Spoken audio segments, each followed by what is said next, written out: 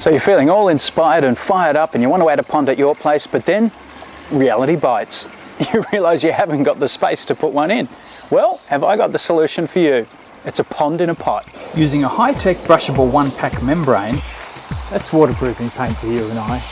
You can convert just about any pot, urn or bowl into a water feature. So apart from the Wonder Paint, all you'll need for this project is a suitable pump, a waterproof putty to seal any drainage holes in the pot, and I'm going to bring some bling to our pond by adding an underwater light. Of course you'll need a suitable pot too. You can buy pots that have a waterproof internal glazing, but they're pretty pricey and the range is really limited. With this technique you can use virtually any pot that suits your decor. The one I'll be using is this big cauldron pot.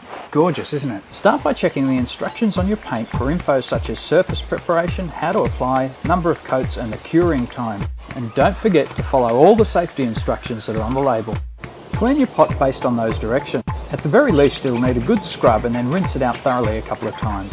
Once your pot's dry, seal any drainage holes. I'm using a 2-part putty. It comes in a stick and you just knead it to blend and then you plug the hole and let it set. It only takes around 60 minutes to cure.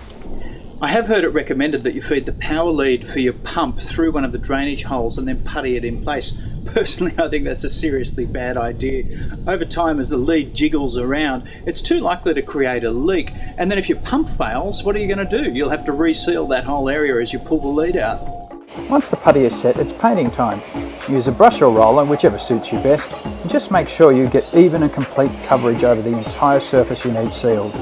I almost always use black paint in water features. It creates the illusion of greater depth, kind of like they're bigger on the inside. I've got to let that paint cure thoroughly before I give it a second coat, so excuse me while I entertain myself.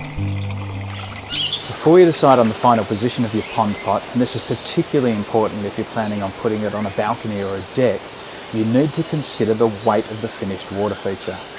My pot alone weighs over 50 kilos. By measuring and multiplying the height, by the depth, by the width, I was able to do a rough volume calculation. It worked out at about 0.25 of a cubic metre. There are 1,000 litres in a cubic metre, and a litre of water weighs 1 kilogram. So my pot will have a water weight of around 250 kilograms. My extras will then add around another 20 kilos.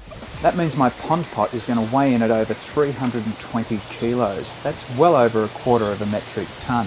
Obviously not something you want to park in the corner of a timber deck. All sealed and dry. Now the very important step of getting it level.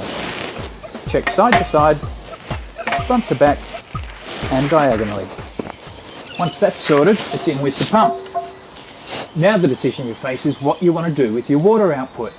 In the pump's box you'll likely find all manner of fittings to allow you to have any number of fountain heads such as a traditional sprinkler style or a contemporary water bell. For ours, I'm going to convert this beautiful old sandstone grinding wheel. At this point you may need to add some extra flexible pipe or a rigid riser pipe. Now it's time to fill your pot with water. Make sure you don't take your water level up above the area that you applied your sealant to. Now you can plug your pump in, turn it on and make any adjustments to the water flow to get it the way you want it. And there you have it, a pond in a pot.